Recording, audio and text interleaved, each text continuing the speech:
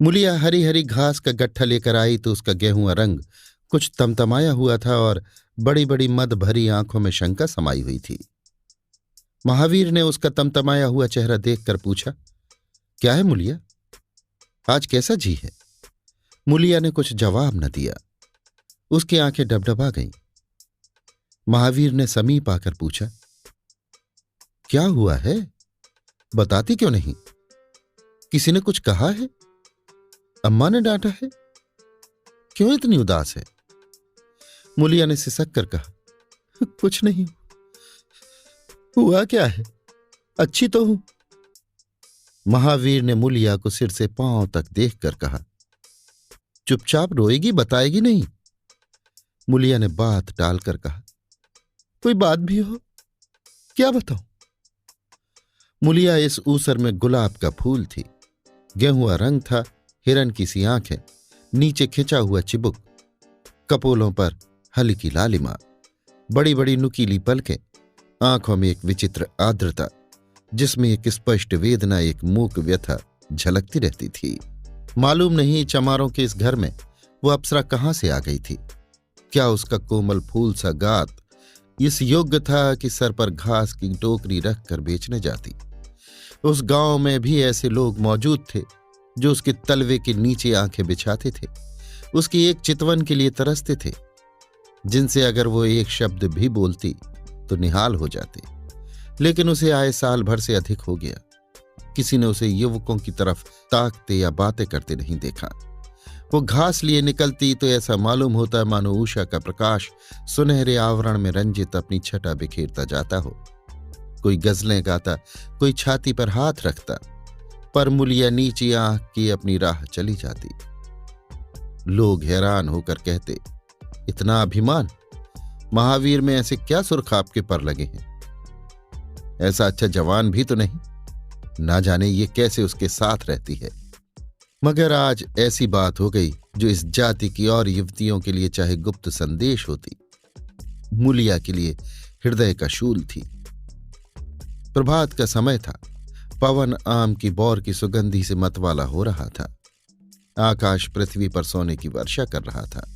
मुलिया सिर पर झउआ रख के घास छीलने चली तो उसका गेहुआ रंग प्रभात की सुनहरी किरणों से कुंदन की तरह दमक उठा।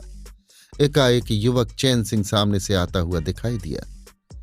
मुलिया ने चाहा कि कतरा कर निकल जाए, मगर चैन सिंह ने उसका हाथ पकड़ लिया और बोला, मुलिया, तुझे क्या मुझ पर जरा भी दया नहीं आती? मुलिया का वो फूल सा खिला हुआ चेहरा ज्वाला की तरह दहक उठा। वो जरा भी नहीं डरी, जरा भी न झिझकी। झउआ जमीन पर गिरा दिया और बोली, मुझे छोड़ दो, नहीं मैं चिल्लाती हूं। चैन सिंह को आज जीवन में एक नया अनुभव हुआ। नीची जातों में रूप माधुर्य का इसके सिवा और काम ही क्या है कि वो ऊंची जात वालों का खिलौना बने।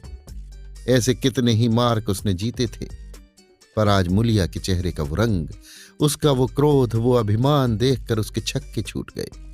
उसने लज्जित होकर उसका हाथ छोड़ दिया। मुलिया वेग से आगे बढ़ गई। संघर्ष की गर्मी में चोट की व्यथा नहीं होती, पीछे से टीस होने लगती है।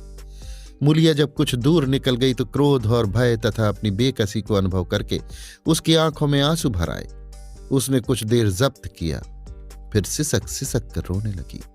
अगर वो इतनी गरीब न होती तो किसी की क्या मजाल थी कि इस तरह उसका अपमान करता। वो रोती जाती थी और घास छीलती जाती थी। महावीर का क्रोध वो जानती थी, अगर उससे कह दे तो वो इस ठाकुर के खून का प्यासा हो जाएगा, फिर ना जाने क्या हो। इस ख्याल से उसके रोएं खड़े हो गए। इसीलिए उसने महावीर के प्रश्नों का कोई उत्तर न दिया। दूसरे दिन मुलिया घास के लिए न गई। सास ने पूछा, तू क्यों नहीं जाती? और तो सब चली गई।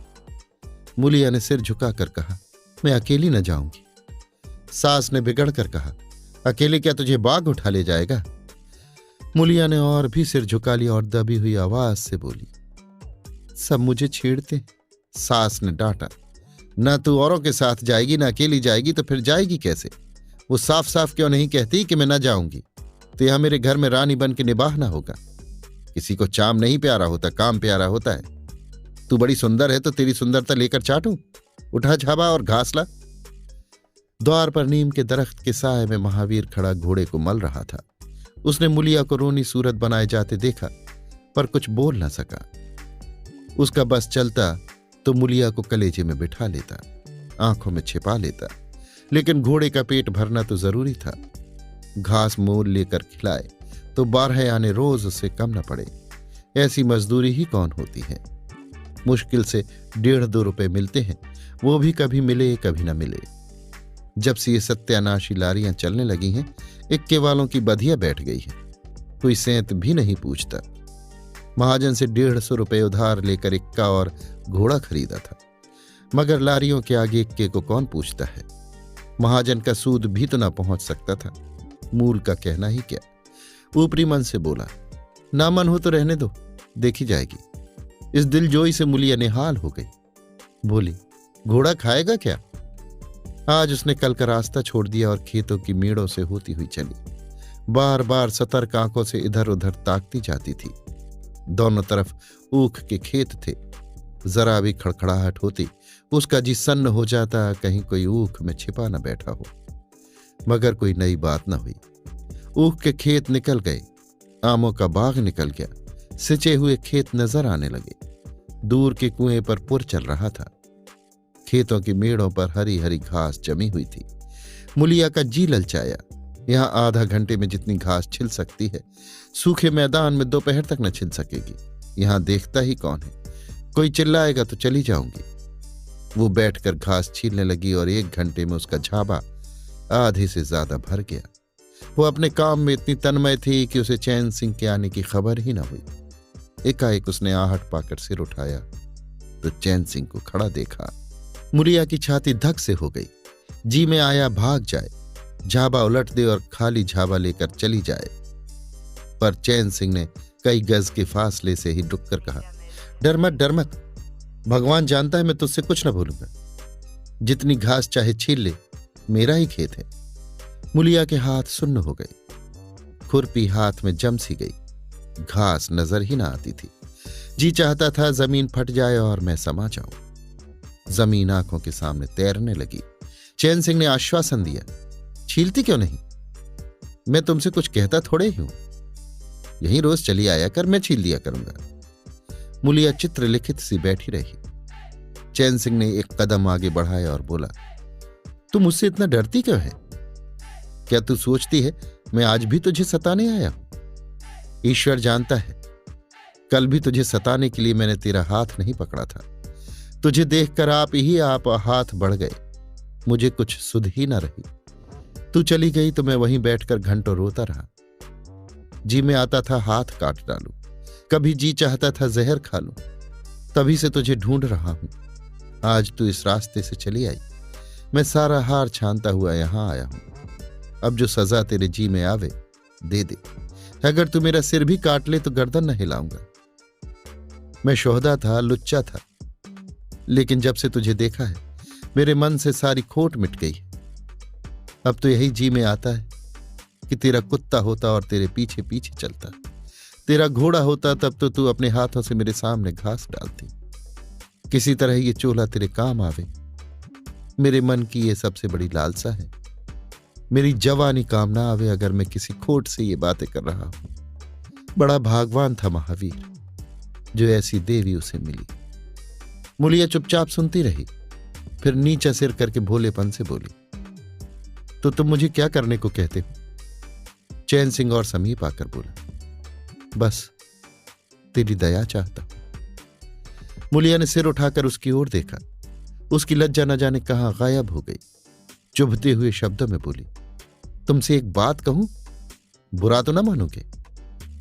तुम्हारा ब्याह हो गया है या नहीं? चैन सिंह ने दबी जबान से कहा, ब्याह तो हो गया, लेकिन ब्याह क्या है, खिलवाड़ है। मुलिया के होठों पर अवहेलना की मुस्कुराहट झलक पड़ी। बोली, फिर भी अगर मेरा आदमी तुम्हारी औरत से इसी तरह बातें करता तो तुम्हें कैसा लगता? तुम उसकी गर्दन काटने पर तैयार हो जाते कि नहीं? बोलो, क्या समझते हो कि महावीर चमार है तो उसकी देह में लहू नहीं है? उसे लज्जा नहीं है? अपने मर्यादा का विचार नहीं? मेरा रूप रंग तुम्हें भाता है? क्या घाट के किनारे मुझसे कहीं सुंदर औरतें नहीं घूमा करती? मैं उनके तलवे की बराबरी भी नहीं कर सकती। तुम उसमें से किसी से क्यों नहीं दया मांगते? क्या उनके पास दया नहीं?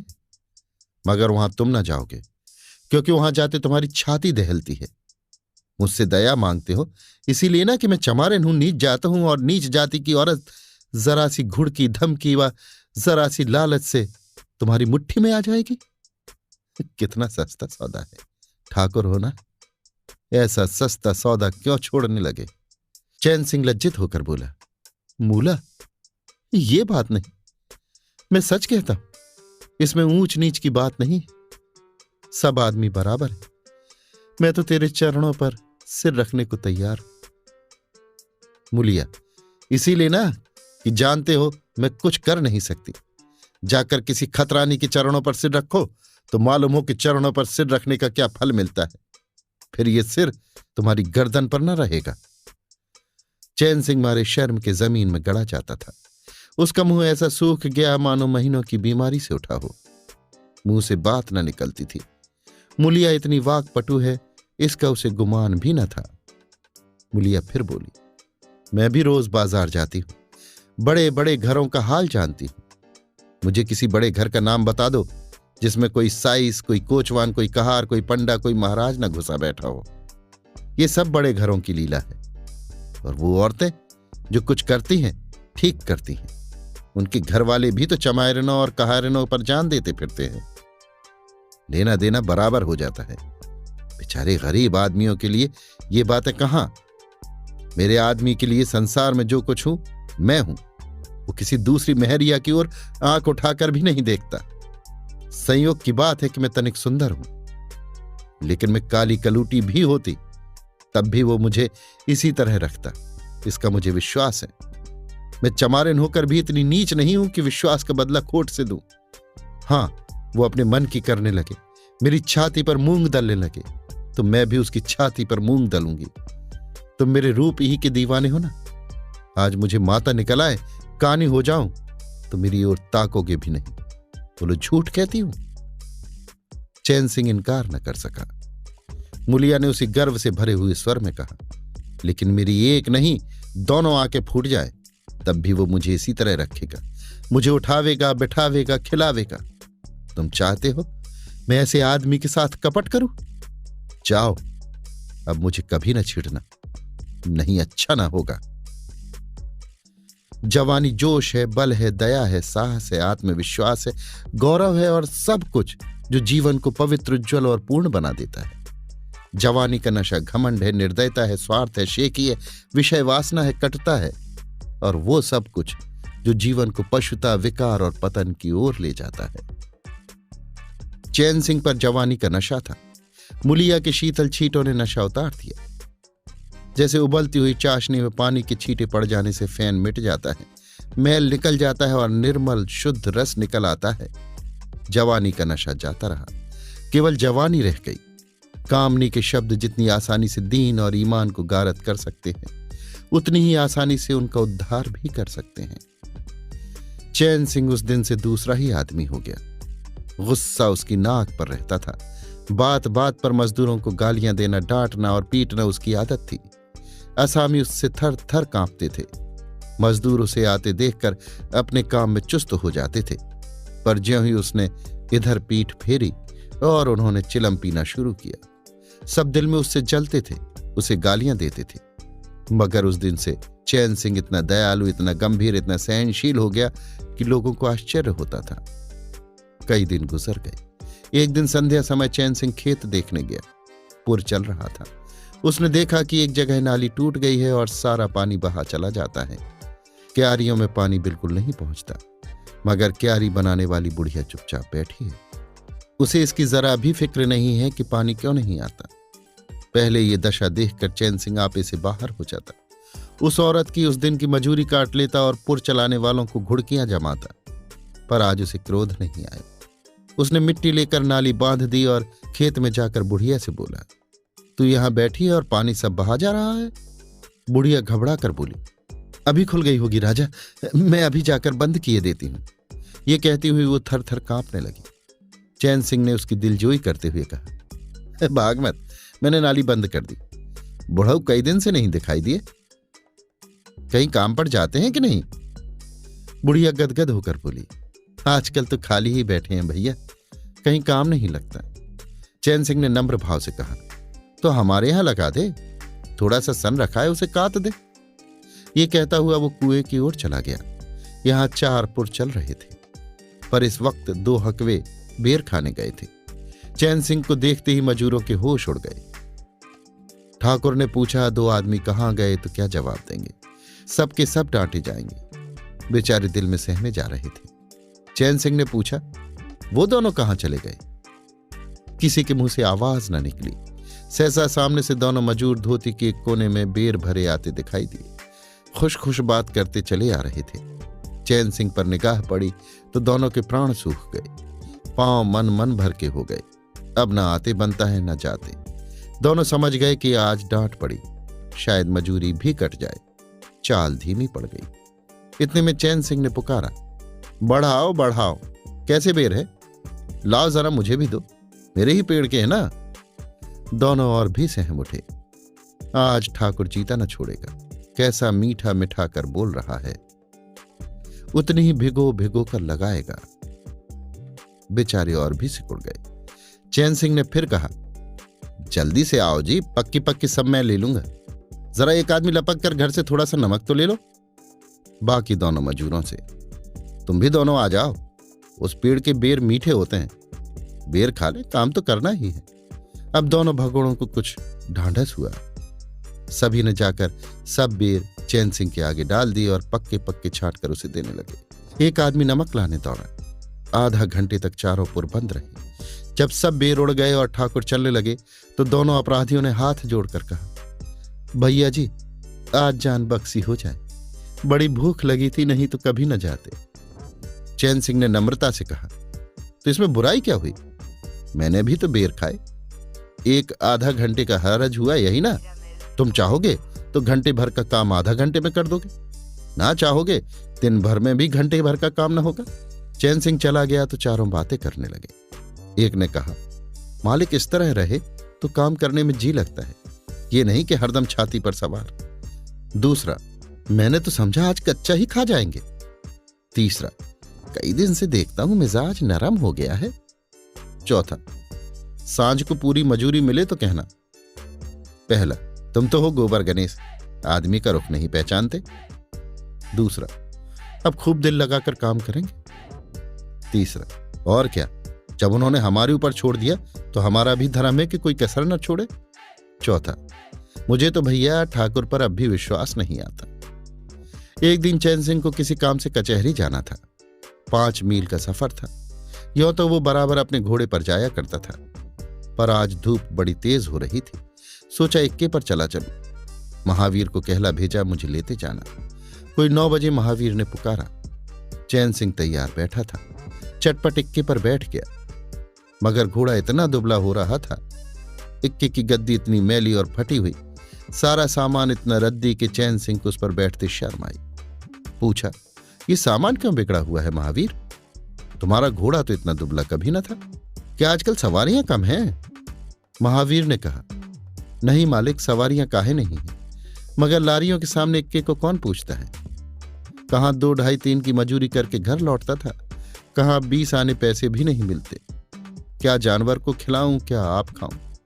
बड़ी विपत्ति में पड़ा हूं। सोचता हूं इक्का घोड़ा बेच बाच कर आप लोगों की मजूरी कर लूं, पर कोई गाहक नहीं लगता। ज्यादा नहीं तो 12 आने तो घोड़े ही को चाहिए, घास ऊपर से। जब अपना ही पेट नहीं चलता तो जानवर को कौन पूछे। चैन सिंह ने उसके फटे हुए कुर्ते की ओर देखकर कहा, 2-4 बीघे खेती क्यों नहीं कर लेते? महावीर सिर झुकाकर बोला, खेती के लिए बड़ा पौरुख चाहिए मालिक। मैंने तो यही सोचा है कि कोई गाहक लग जाए तो इक्के को औने पौने निकाल दूं, फिर घास छीलकर बाजार ले जाया करूं। आजकल सास पतोहू दोनों छीलती हैं, तब जाकर 10-12 आने पैसे नसीब होते हैं। चैन सिंह ने पूछा, तो बुढ़िया बाजार जाती होगी? महावीर लजाता हुआ बोला, नहीं भैया, वो इतनी दूर कहाँ चल सकती है। घर वाली चली जाती है, दोपहर तक घास छीलती है, तीसरे पहर बाजार जाती है, वहां से घड़ी रात गए लौटती है। हलकान हो जाती है भैया, मगर क्या करूं, तकदीर से क्या जोर। चैन सिंह कचहरी पहुंच गए और महावीर सवारियों की टोह में इधर उधर इक्के को घुमाता हुआ शहर की तरफ चला गया। चैन सिंह ने उसे 5 बजे आने को कह दिया। कोई 4 बजे चैन सिंह कचहरी से फुर्सत पाकर बाहर निकले। हाथे में पान की दुकान थी। जरा और आगे बढ़कर एक घना बरगद का पेड़ था। उसकी छाह में 20 ही तांगे इक्के फिटने खड़ी थीं। घोड़े खोल दिए गए थे। वकीलों, मुख्तारों और अफसरों की सवारियां यहीं खड़ी रहती थीं। चैन सिंह ने पानी पिया, पान खाया और सोचने लगा, कोई लारी मिल जाए तो जरा शहर चला जाऊं, कि उसकी निगाह एक घास वाली पर पड़ गई। सिर पर घास का झाबा रखे साइसों से मोल भाव कर रही थी। चैन सिंह का हृदय उछल पड़ा, ये तो मुलिया है। बनी ठनी एक गुलाबी साड़ी पहने कोचवान से मोल तोल कर रही थी। कई कोचवान जमा हो गए थे। कोई उससे दिल लगी करता था, कोई घूरता था, कोई हंसता था। एक काले कलूटे कोचवान ने कहा, मूला घास तो उड़ के अधिक से अधिक 6 आने की है। मुलिया ने उन्माद पैदा करने वाली आंखों से देखकर कहा, 6 आने पर लेना है तो सामने घसियारने बैठी हैं, चले जाओ, 2-4 पैसे कम में पा जाओगे। मेरी घास तो 12 आने में ही जाएगी। एक अधेड़ कोचवान ने फिटन के ऊपर से कहा, तेरा जमाना है, 12 आने नहीं, 1 रुपया मांग। लेने वाले झक मारेंगे और लेंगे। निकलने दे वकीलों को, अब देर नहीं है। एक तांगे वाले ने, जो गुलाबी पगड़ी बांधे हुए था, बोला, बुढ़ऊ के मुंह में पानी भर आया। अब मुलिया काहे को किसी की ओर देखेगी। चैन सिंह को ऐसा क्रोध आ रहा था कि इन दुष्टों को जूते से पीटे।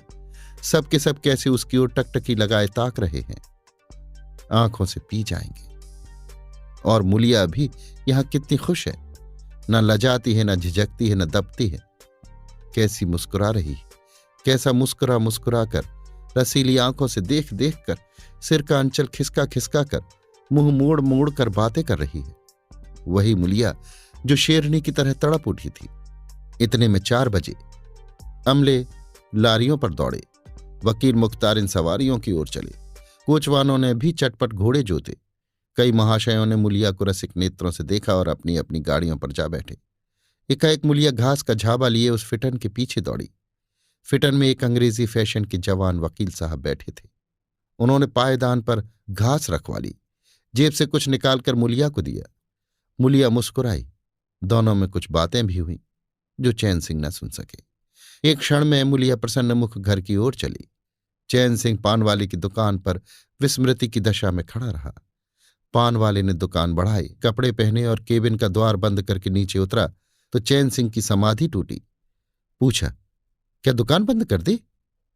पान वाले ने सहानुभूति दिखाकर कहा, इसकी दवा करो ठाकुर साहब, ये बीमारी अच्छी नहीं है। चैन सिंह ने चकित होकर पूछा, कैसी बीमारी? पान वाला, कैसी बीमारी? आधा घंटे से यहां खड़े हो जैसे कोई मुर्दा खड़ा हो। सारी कचहरी खाली हो गई, सब दुकानें बंद हो गई, मेहतर तक झाड़ू लगाकर चल दिए, तुम्हें कुछ खबर हुई? ये बुरी बीमारी है, जल्दी दवा कर डालो। चैन सिंह ने छड़ी संभाली और फाटक की ओर चला कि महावीर का इक्का सामने से आता दिखाई दिया। कुछ दूर इक्का निकल गया तो चैन सिंह ने पूछा, आज कितने पैसे कमाए महावीर? महावीर ने हंसकर कहा, आज तो मालिक दिन भर खड़ा ही रह गया, किसी ने बेगार में भी न पकड़ा, ऊपर से 4 पैसे की बीड़ियां पी गया। चैन सिंह ने जरा देर बाद कहा, मेरी एक सलाह है, तुम मुझसे 1 रुपया रोज लिया करो। बस जब मैं बुलाऊं तो इक्का लेकर चले आया करो, तब तो तुम्हारी घरवाली को घास लेकर बाजार न जाना पड़ेगा। बोलो मंजूर है?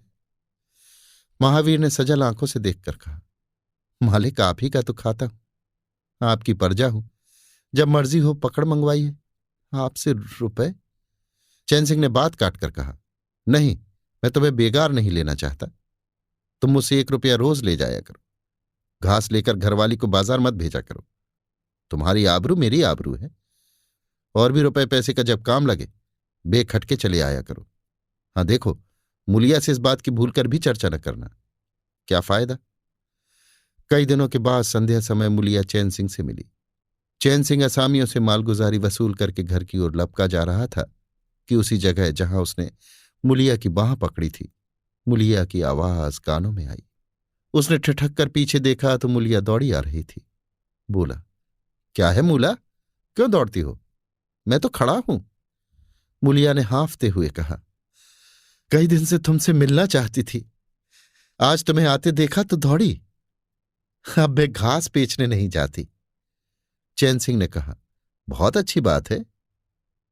क्या तुमने कभी मुझे घास बेचते देखा है? हां, एक दिन देखा था। क्या महावीर ने तुझसे सब कह डाला? मैंने तो मना कर दिया था। वो मुझसे कोई बात नहीं छिपाता। दोनों एक क्षण चुप खड़े रहे। किसी को कोई बात न सूझती थी। एकाएक मुलिया ने मुस्कुरा बोला, मुझ पर जाने कौन भूत सवार था। मुलिया गदगद कंठ से बोली, उसे क्यों भूल जाऊं? उसी बाह गहे की लाज तो निभा रहे हो। गरीबी आदमी से जो चाहे करावे। तुमने मुझे बचा लिया। फिर दोनों चुप हो गए।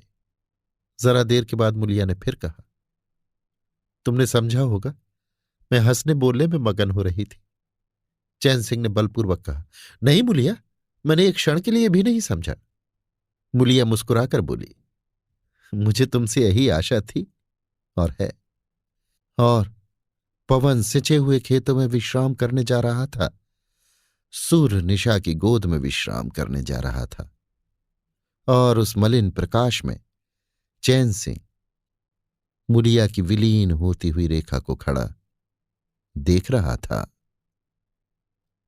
अभी आप सुन रहे थे मुंशी प्रेमचंद के लिखे कथा संग्रह मानसरोवर एक की कहानी घास वाली, मेरी यानी समीर गोस्वामी की आवाज में।